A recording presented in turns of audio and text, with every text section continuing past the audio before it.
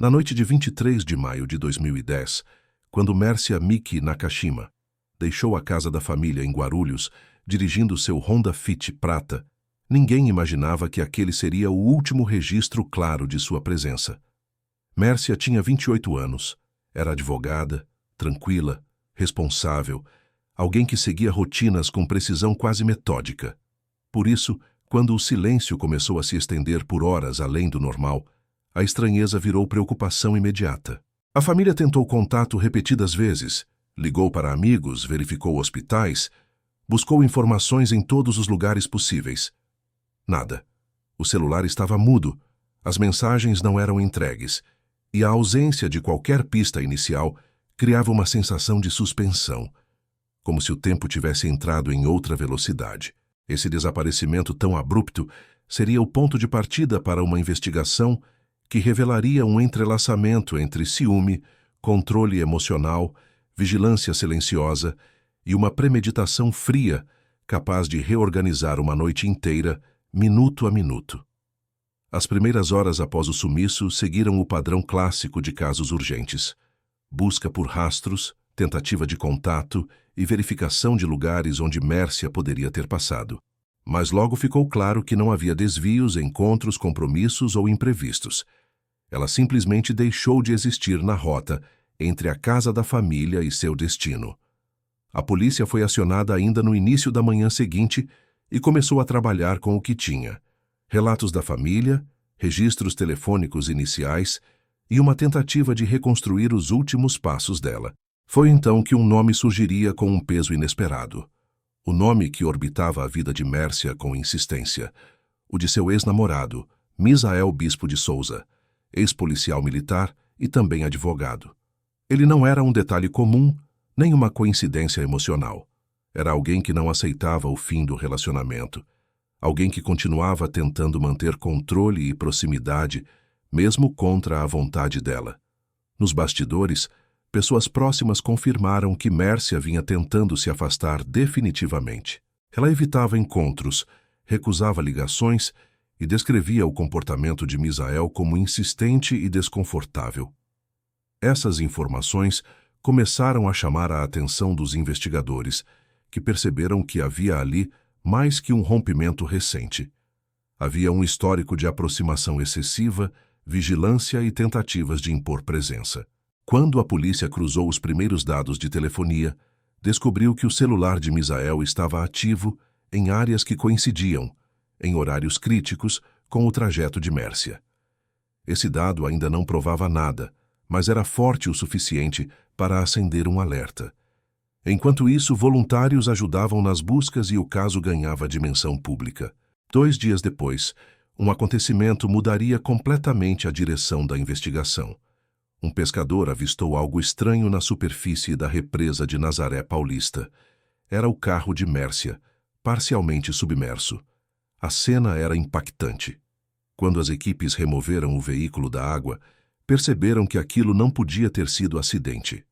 A posição do carro, o trajeto até o ponto de afundamento, a forma como havia descido, tudo indicava intervenção humana. Portas travadas, janelas fechadas, nenhuma marca de frenagem, nenhuma tentativa de escapar. O veículo parecia ter sido abandonado ali, com intenção clara de desaparecer. Mas a água não apagou o suficiente.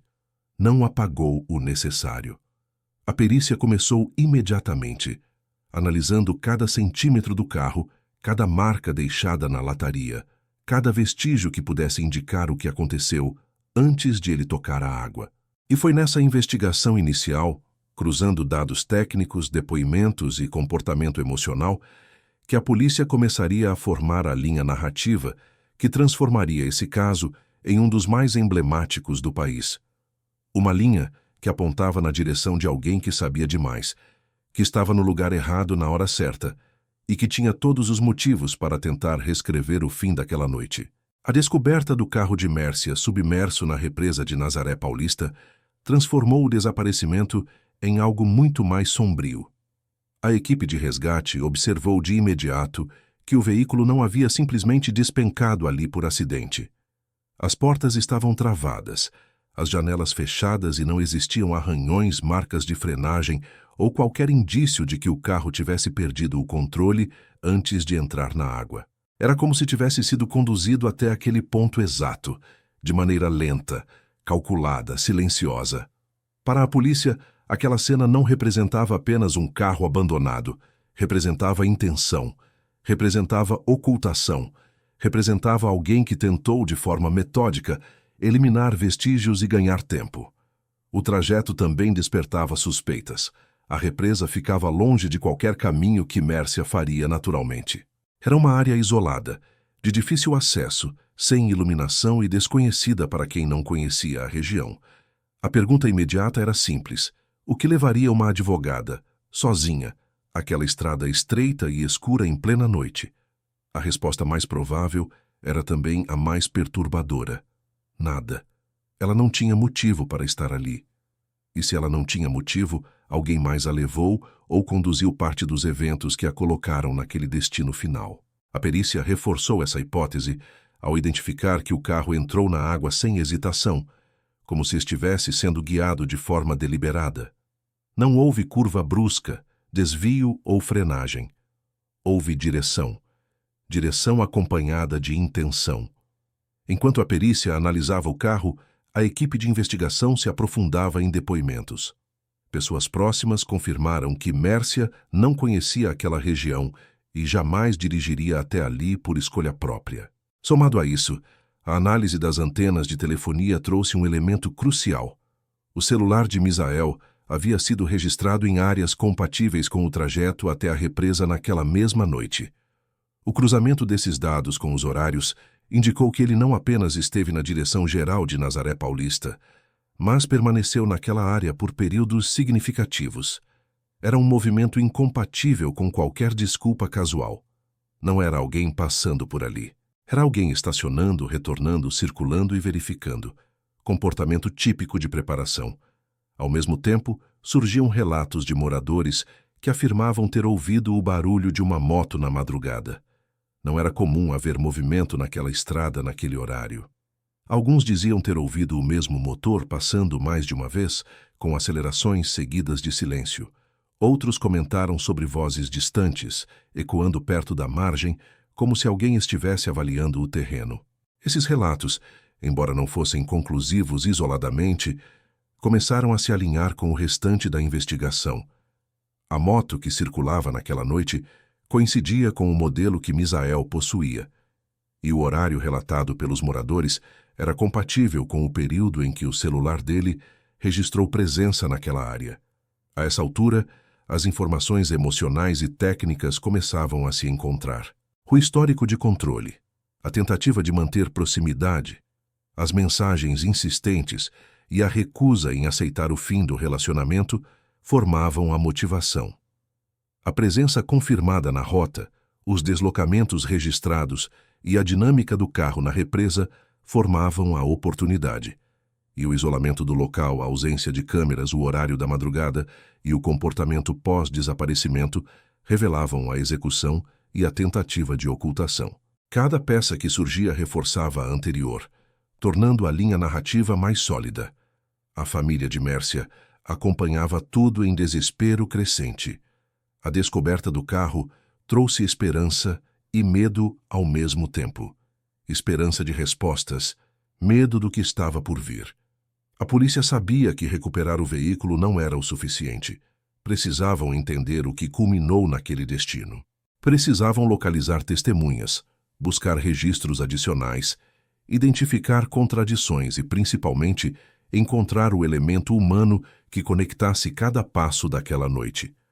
A investigação entrava em uma fase mais profunda, onde não bastava saber onde Mércia esteve.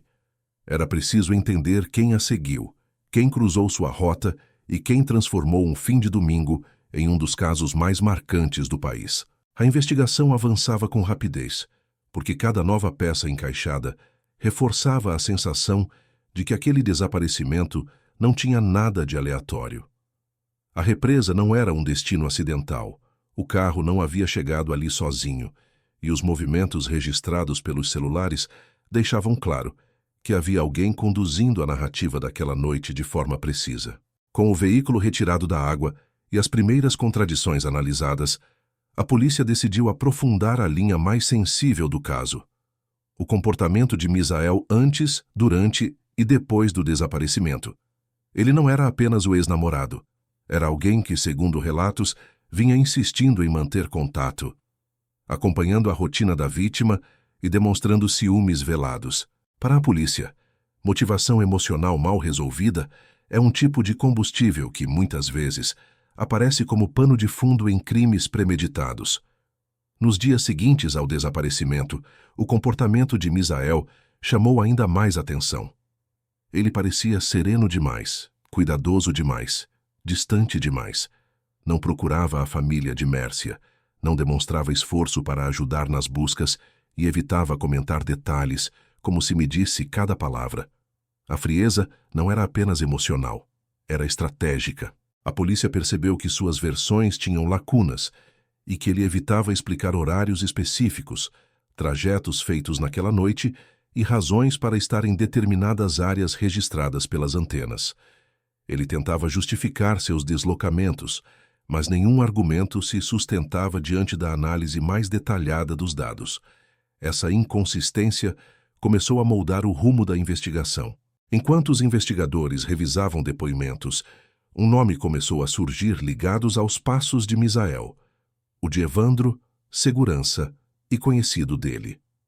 Evandro não era uma testemunha casual.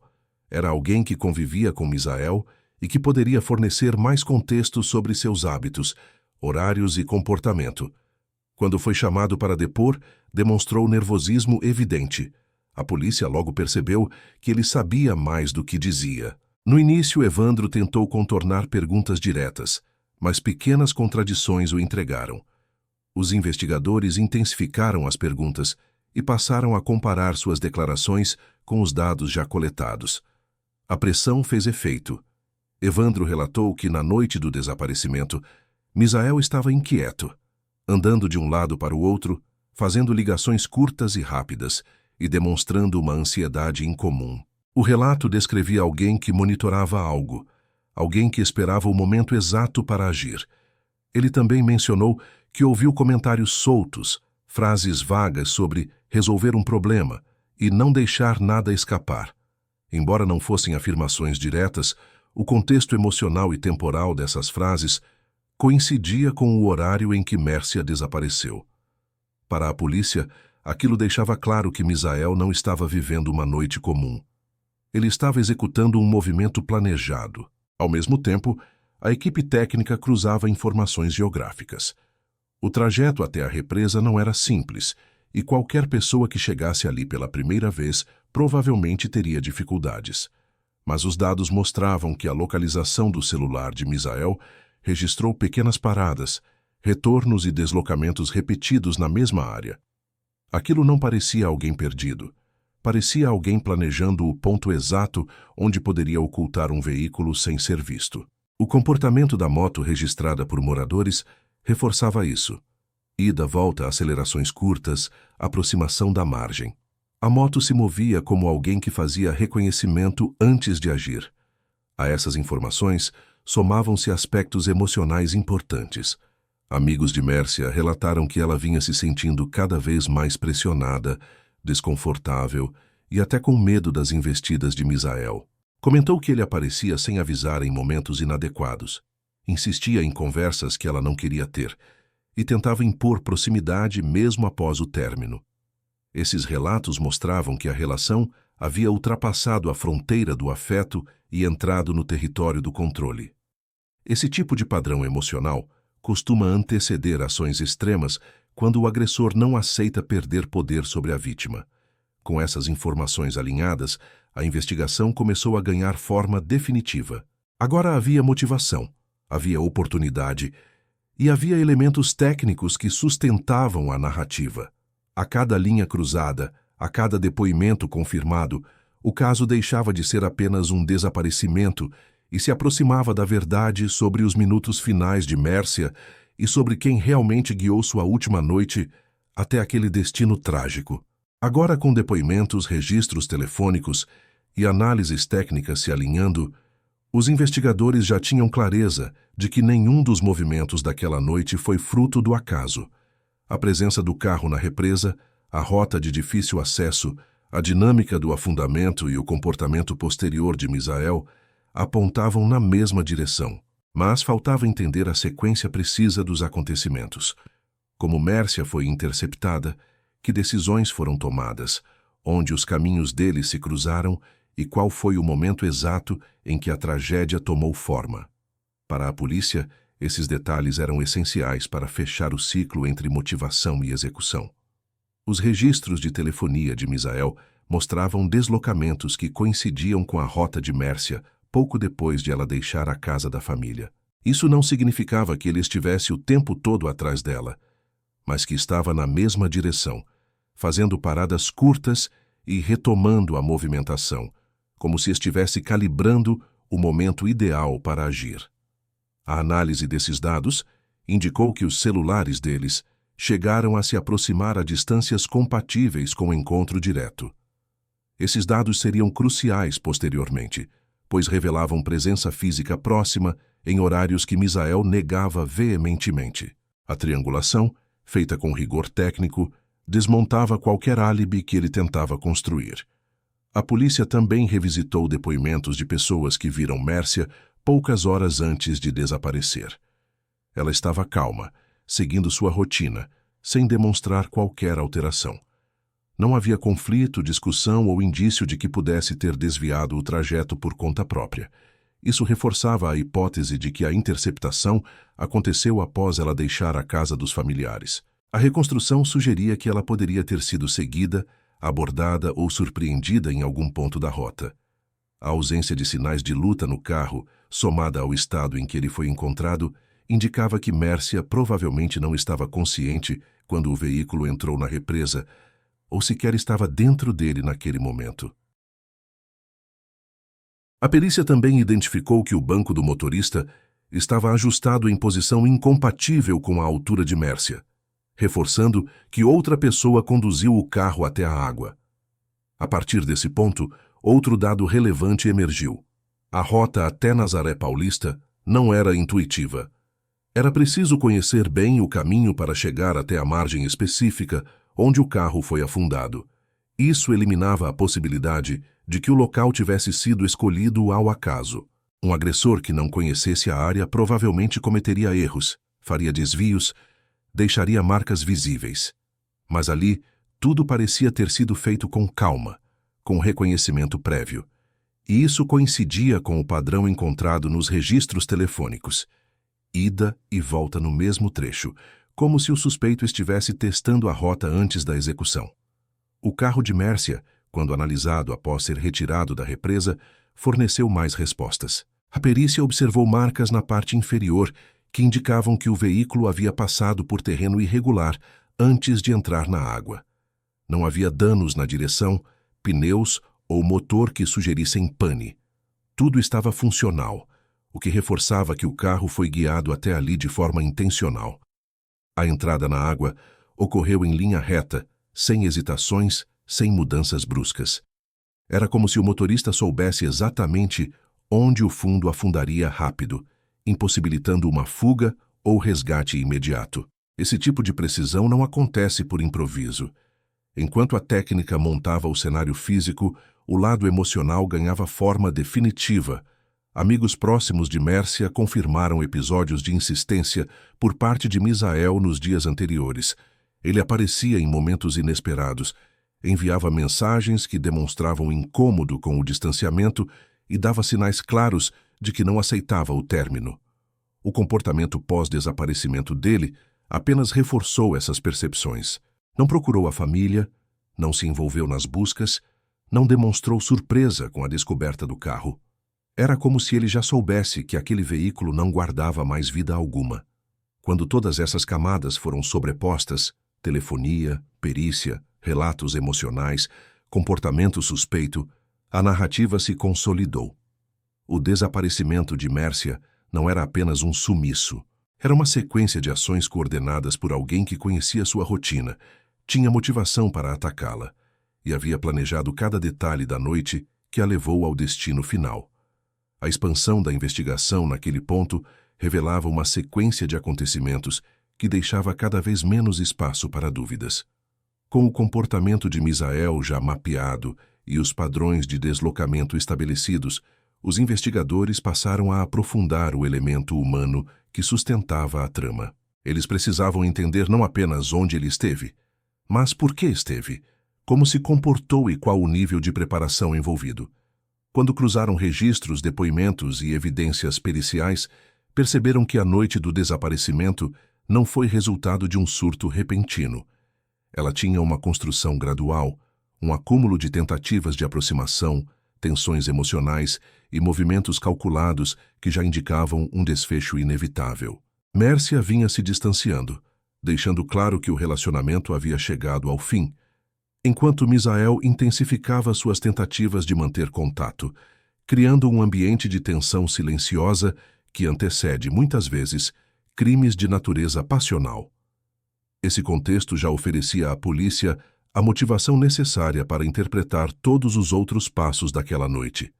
A dinâmica telefônica entre eles trouxe informações essenciais. Nos dias anteriores, Mércia evitava mensagens, demorava a responder ou simplesmente não retornava ligações.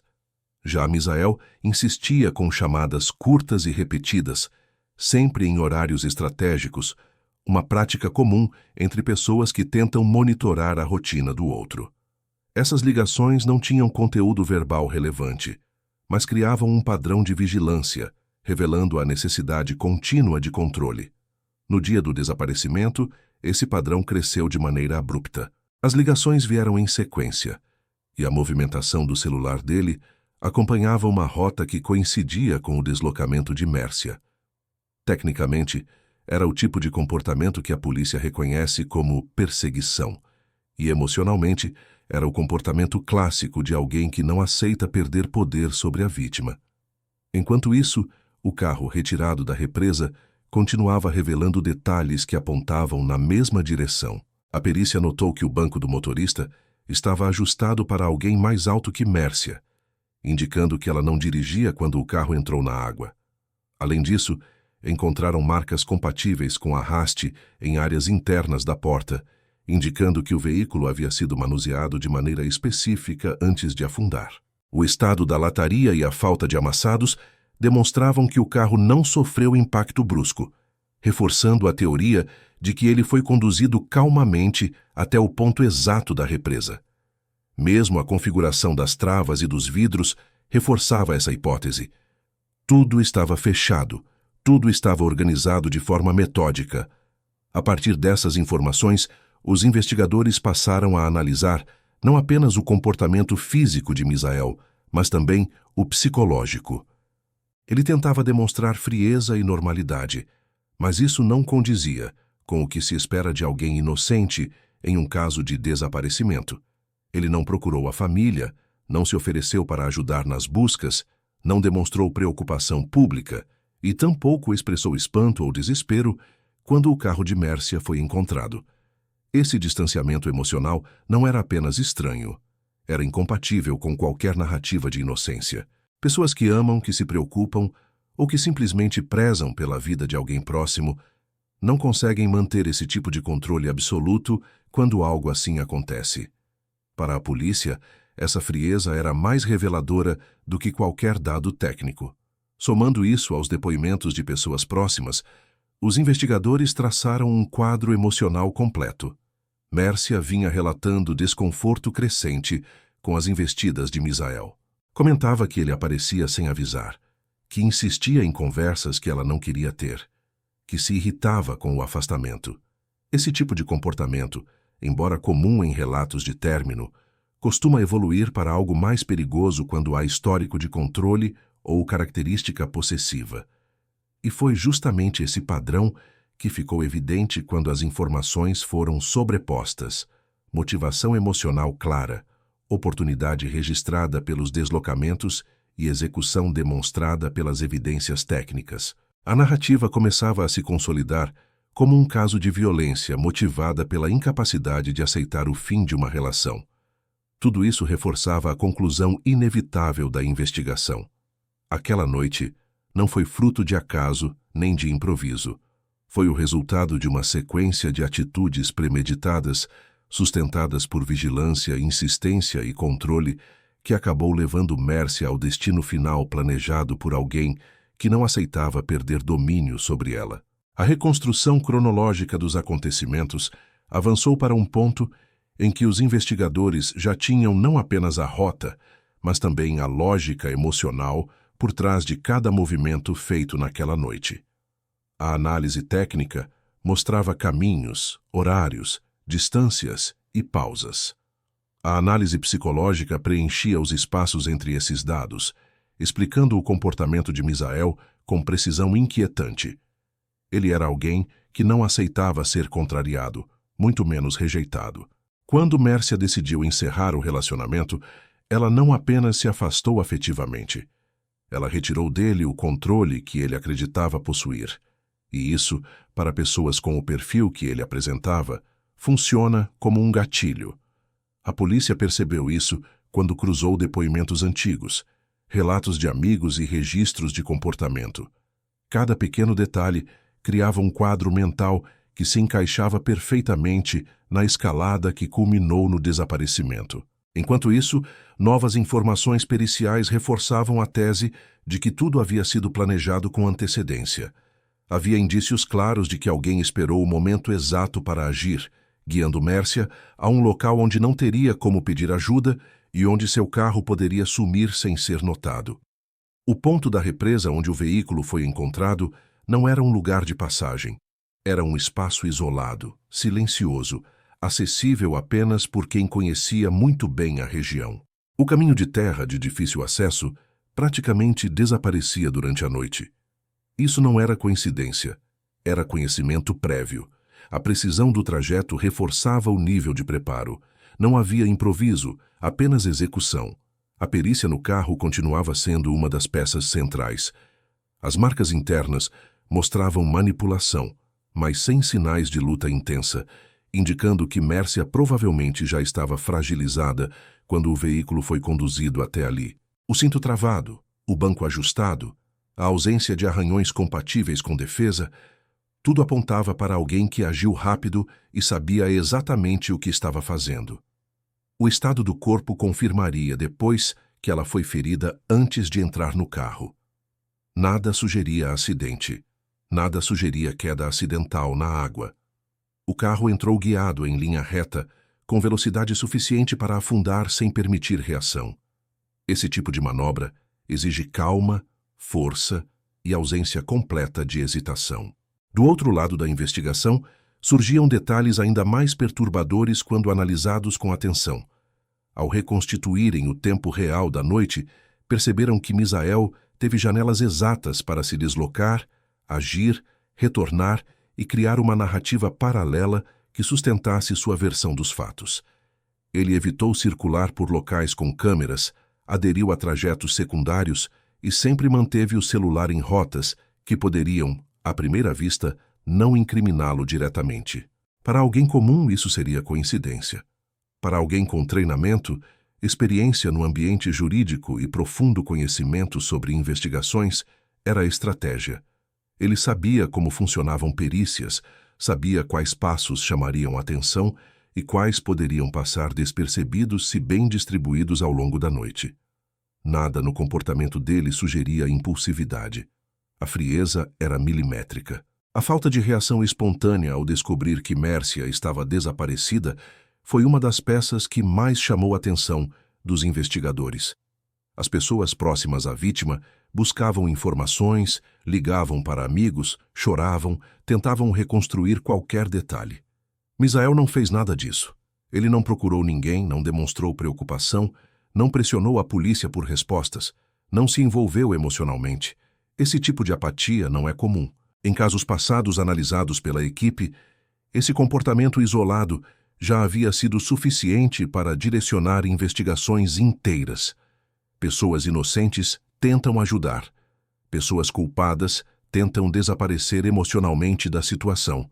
Tecnicamente, esse padrão é quase previsível. Assim, quando juntaram todos os elementos, o histórico emocional, a rota, o comportamento telefônico, A perícia do carro, o estado do corpo, as inconsistências no discurso e a frieza absoluta, surgiu uma linha narrativa lógica, sólida e coerente.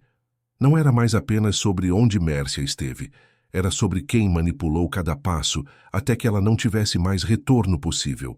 A próxima etapa da investigação mergulhou nas contradições que surgiam sempre que Misael era confrontado com detalhes objetivos da noite do desaparecimento. A polícia sabia que, diante de alguém com conhecimento jurídico e acostumado a manipular discursos, seria necessário desmontar a narrativa dele ponto por ponto, usando apenas evidências materiais e comportamento observável. E foi exatamente isso que fizeram. Quando questionado sobre onde esteve, Misael apresentou uma versão linear demais, sem hesitações, sem momentos vagos, sem intervalos naturais que qualquer pessoa teria ao tentar recordar um dia comum. Essa precisão artificial acendeu o sinal de alerta. A memória humana não funciona como um roteiro perfeito. Ela contém falhas, pausas, trechos nebulosos. Só quem ensaia uma história tende a contá-la sem tropeços. E ele fez isso repetidas vezes, sempre com as mesmas palavras, como se estivesse recitando um texto. Os investigadores então compararam o depoimento dele com registros telefônicos. E foi nesse cruzamento que tudo desmoronou. Ele afirmava ter passado por determinada via, mas as antenas indicavam o oposto. Dizia ter permanecido em certo bairro, mas os dados mostravam deslocamento em velocidade compatível com deslocamento por rodovias. Em outro momento, disse que estava em casa, mas o celular marcava presença exatamente na rota que levava à represa. Essas discrepâncias não eram pequenos deslizes, eram incompatibilidades diretas e incontornáveis. E quanto mais a polícia comparava, mais percebia que cada tentativa dele de explicar um movimento criava outro furo ainda maior. O que deveria ser uma linha reta se transformava em um labirinto incoerente. Outro ponto crítico surgia quando analisavam o tempo que Misael levou para reaparecer em locais públicos após o desaparecimento de Mércia. Ele tinha janelas perfeitas entre os registros de antena, períodos em que ninguém o viu, trechos em que não havia testemunhas ou câmeras. Era como se tivesse organizado a noite de modo a deixar espaços suficientes para agir, ocultar o que precisava ser ocultado e depois voltar à rotina como se nada tivesse acontecido.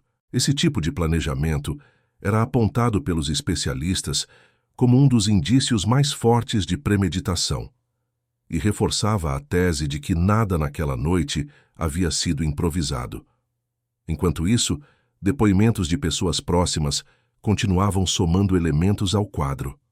Amigos de Mércia relatavam que ela vinha demonstrando medo real das atitudes de Misael. Ela dizia que ele aparecia sem avisar, seguia ela de longe, surgia em locais onde não deveria estar.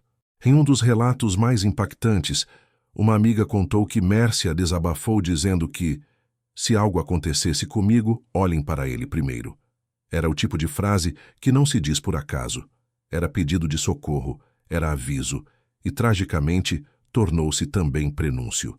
Os peritos comportamentais destacaram que esse padrão de perseguição silenciosa, combinado com vigilância constante e tentativas de manter controle emocional sobre a vítima, mesmo após o término, é comum em casos de violência motivada por rejeição. Eles afirmaram que, quando uma pessoa com esse perfil percebe que perdeu domínio sobre alguém que considera sua posse, a sensação de derrota pode se transformar em ação violenta. Nesse caso, a frieza com que tudo foi executado reforçava essa interpretação. Não havia sinais de explosão emocional. Não havia descontrole. O que existia era um plano seguido até o fim. Outros elementos reforçavam ainda mais essa conclusão.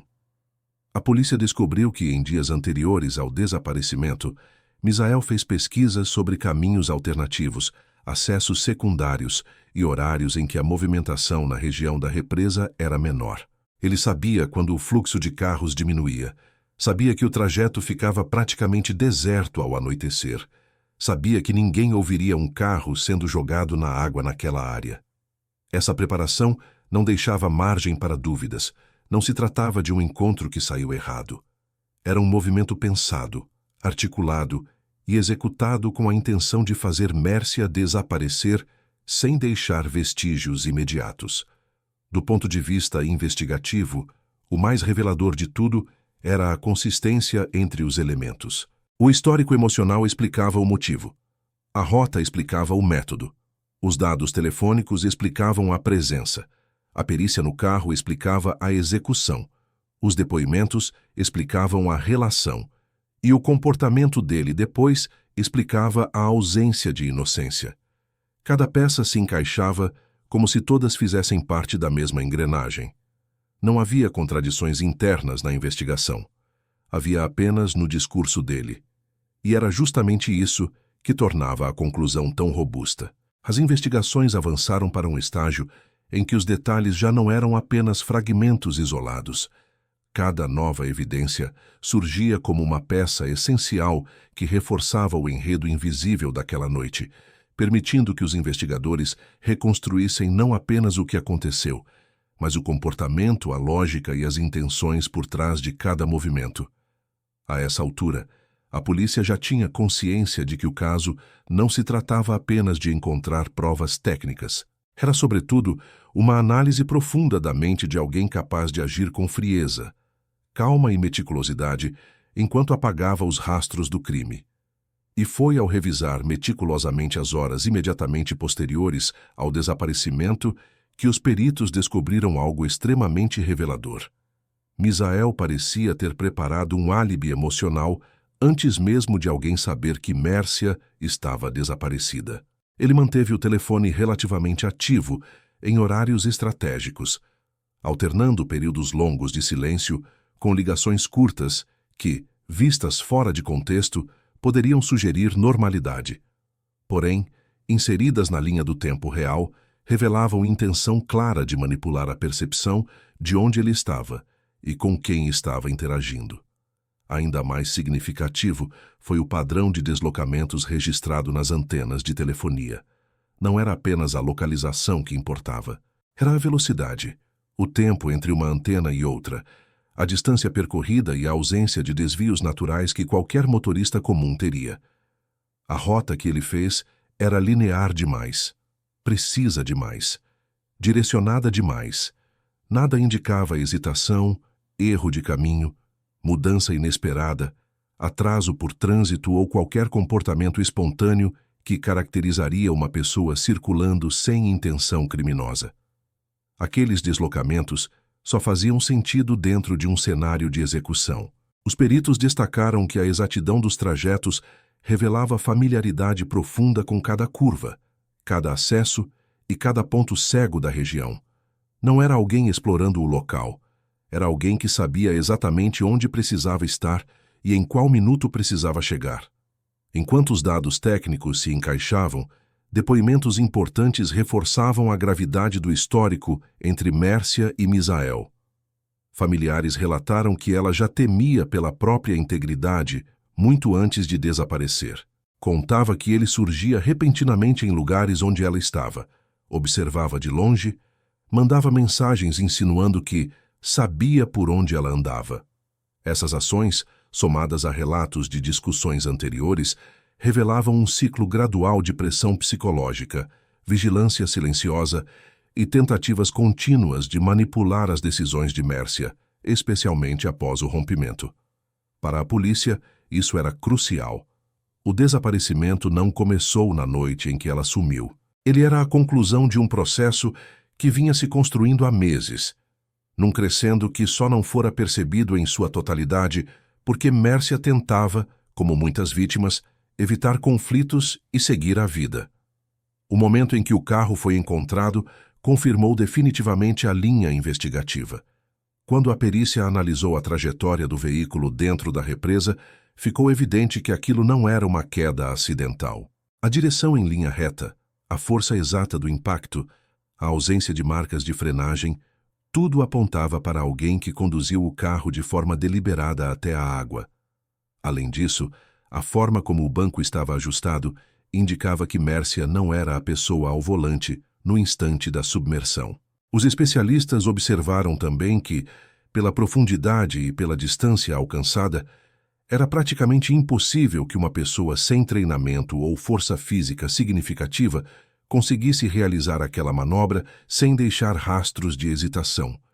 Isso reforçava a tese de que alguém controlou o ambiente, o carro e a vítima do início ao fim.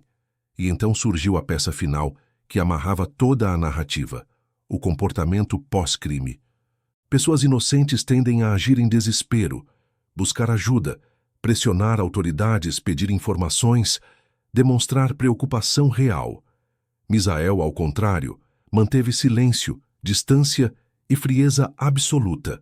Não ligou para amigos dela. Não procurou notícias. Não demonstrou aflição. Não apareceu espontaneamente na delegacia. Era como se tudo já estivesse resolvido na mente dele. Como se não houvesse nada a buscar, porque ele sabia exatamente que resposta seria encontrada no fundo da represa. Essa ausência de humanidade, combinada à precisão do crime, transformou o caso não apenas em uma investigação técnica, mas em um retrato claro de premeditação. Cada detalhe apontava para um único autor. Cada evidência reforçava o mesmo nome, e nenhuma explicação apresentada por ele resistia ao peso do que agora estava completamente revelado. Com o avanço da investigação, o Ministério Público começou a montar aquilo que chamariam mais tarde de um dos dossiês mais completos de um crime cometido por alguém que acreditava conhecer profundamente o funcionamento da lei. A força do caso não estava em uma única prova isolada, mas no conjunto. E esse conjunto se tornava cada vez mais robusto conforme a reconstituição avançava. Uma das etapas mais importantes foi a análise final das distâncias, dos horários e das janelas de movimentação que Misael teve naquela noite. Os promotores sabiam que precisariam transformar dados aparentemente técnicos em narrativa clara, capaz de mostrar ao tribunal que nada havia sido fruto do acaso. Começaram demonstrando que ele tinha tempo suficiente para seguir Mércia, abordá-la, levá-la até a região da represa, executar o ato e retornar sem chamar atenção. Não havia buracos, não havia lapsos. Tudo encaixava com precisão quase matemática. A frieza do planejamento surgia de forma incontestável. Junto com isso, depoimentos de especialistas reforçaram a interpretação psicológica do comportamento de Misael. Ele era descrito como alguém que não aceitava perda de controle. O fim do relacionamento não havia sido apenas uma separação amorosa. Para ele, representava perda de domínio, de território, de poder. E esse tipo de pressão costuma gerar reações extremas em pessoas com perfil possessivo. Peritos criminais classificaram o caso como típico de crimes motivados por retaliação emocional, em que o agressor, após sentir-se rejeitado, passa a observar, perseguir e monitorar a vítima com crescente intensidade. Nesse padrão, a violência final não é explosiva, é calculada. Não nasce de impulso, mas de decisão. Essa leitura era fundamental para contextualizar o comportamento dele nas semanas que antecederam o desaparecimento. A filha de Mércia, amigos próximos e colegas de trabalho contribuíram também com relatos que reforçavam o clima de medo que a vítima vivia. Ela evitava comentar publicamente, mas dizia a pessoas de confiança que Misael parecia sempre saber onde ela estava. Em certos momentos, chegaram a aconselhá-la a registrar ocorrência, a reforçar segurança ou até a mudar a rotina. Mas como tantas vítimas que acreditam ainda poder contornar a situação pela via do diálogo, Mércia tentava manter distância sem criar conflito. Quando analisados pelos investigadores, esses relatos passaram a fazer sentido de maneira dolorosa. Não eram apenas coincidências. Eram sinais de vigilância constante que já indicavam agressividade iminente. Outro elemento que ganhou grande relevância na fase final da investigação foi o estado do corpo quando finalmente localizado. A perícia demonstrou que Mércia já havia sofrido agressões antes de ser colocada no carro. Isso desmontava qualquer possibilidade de acidente e reforçava a tese de que o veículo foi conduzido por outra pessoa até a água.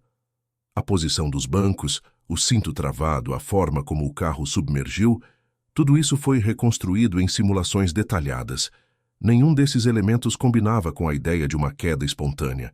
Era preciso domínio físico, controle do volante, aceleração precisa e conhecimento da profundidade da represa. O responsável precisava saber exatamente onde entrar para garantir que o carro afundaria rápido o suficiente para impedir qualquer tentativa de fuga. A repercussão pública do caso aumentava conforme as informações eram divulgadas. A família de Mércia, devastada, passou a acompanhar cada detalhe da investigação, enquanto os setores da imprensa discutiam a complexidade emocional por trás do crime. Para muitos especialistas, o caso revelava como relações tóxicas, marcadas por manipulação psicológica e controle velado, podem evoluir silenciosamente até o extremo da violência fatal. E reforçava também a importância de dar atenção a sinais que, na rotina, passam despercebidos. Amigos relatavam que Mércia tentava minimizar certas atitudes de Misael, talvez por acreditar que era apenas ciúme, apenas preocupação, apenas insistência. Mas, somados, esses comportamentos construíam exatamente o perfil que os investigadores analisavam agora. Com o acúmulo de provas e a coerência da narrativa técnica, o Ministério Público estava pronto para transformar o caso em denúncia formal.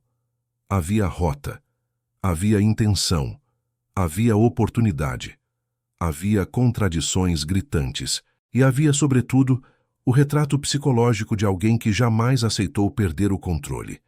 Enquanto isso, Misael mantinha a mesma postura de neutralidade, como se o desaparecimento e a morte de Mércia fossem fatos distantes dele. Mas, para os investigadores, essa frieza não era apenas comportamento, era parte da história. Era a peça que faltava para mostrar ao tribunal quem ele realmente era naquele momento. Quando o caso finalmente chegou ao tribunal, a acusação estava preparada com um conjunto de provas capaz de reconstruir cada segundo da noite em que Mércia desapareceu. Os promotores apresentaram o mapa de deslocamento, a análise das antenas de telefonia, a perícia do carro submerso, o estado do corpo e, sobretudo, o histórico completo da relação entre vítima e acusado.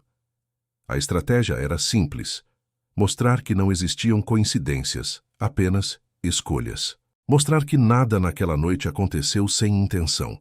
Mostrar que cada passo havia sido calculado com antecedência. O tribunal ouviu peritos, especialistas, testemunhas e profissionais que dedicaram meses a destrinchar o comportamento de Misael antes, durante e depois do crime. E conforme os depoimentos eram apresentados, a narrativa ganhava peso, fluidez e gravidade. A frieza dele, vista sob a luz das evidências, deixava de ser apenas desconfortante e se tornava incriminatória. A defesa tentou desconstruir pontos específicos, buscando brechas que pudessem enfraquecer o conjunto probatório. Argumentaram sobre inconsistências técnicas, sugeriram possíveis falhas de interpretação das antenas, questionaram a viabilidade de alguns horários. Porém, cada contra-argumento caía diante da coerência geral da investigação. Mesmo que tentassem desqualificar um ou outro fragmento, ainda restavam dezenas de elementos sólidos, conectados entre si, que reforçavam a mesma conclusão. Testemunhas relataram que Mércia demonstrava medo real dias antes do desaparecimento. O histórico de perseguição silenciosa, a pressão emocional, a vigilância constante, tudo isso formava um quadro psicológico consistente. Para o tribunal, não era apenas sobre a noite do crime. Era sobre meses de controle, manipulação e escalada comportamental. O depoimento de Evandro, por exemplo, alcançou um impacto profundo quando confrontado com os dados técnicos. Ele descreveu a tensão de Misael, seu comportamento rígido, suas falas enigmáticas e sua presença em locais que não combinavam com a rotina. E quando cruzaram essas declarações com os registros das antenas, tudo se encaixou perfeitamente. Não havia como ignorar o fato de que Misael esteve comprovadamente no mesmo trajeto que Mércia durante a noite do desaparecimento. Não havia como tratar isso como coincidência. A acusação reforçou que a precisão desses deslocamentos não era comportamento eventual. Era vigilância ativa. A repercussão pública do caso explodiu quando o julgamento avançou. A imprensa noticiava diariamente cada nova revelação e o público acompanhava com crescente indignação. Especialistas em comportamento criminal analisavam a frieza com que Misael agiu durante o julgamento. Ele mantinha a expressão neutra, postura firme, poucas palavras. Não demonstrava desespero, não demonstrava arrependimento, não demonstrava sequer mobilização emocional diante do sofrimento da família de Mércia. Para muitos, essa postura dizia mais do que qualquer depoimento. Era o retrato silencioso de alguém que acreditava estar acima da verdade, acima das consequências, acima do próprio crime. O momento que marcou o ponto de virada no julgamento veio quando a acusação apresentou a reconstituição final da rota, exibindo os deslocamentos minuto a minuto, cruzados com os horários em que o veículo de Mércia desapareceu dos radares urbanos. A simulação mostrava um trajeto direto até a represa, seguido de silêncio total, ausência de movimentação e o reaparecimento dele horas depois, já em outra área da cidade. Esse intervalo, combinado com o estado do corpo, reforçava que Mércia não teve chance de lutar, pedir ajuda ou reagir. O carro foi levado em linha reta, guiado por alguém com força, calma e intenção. A perícia reforçou que Mércia já estava ferida ao ser colocada no veículo, desmontando qualquer hipótese alternativa. Quando o veredito foi anunciado, a sala permaneceu em silêncio absoluto. A condenação veio não apenas pela técnica das provas, mas pela somatória emocional e psicológica que evidenciou o padrão de controle, perseguição e premeditação. A família de Mércia chorou, não porque a dor diminuiu, mas porque, pela primeira vez, sentiram que a verdade havia finalmente encontrado voz. Para os investigadores, aquele momento representou o encerramento de um dos casos mais complexos que já enfrentaram.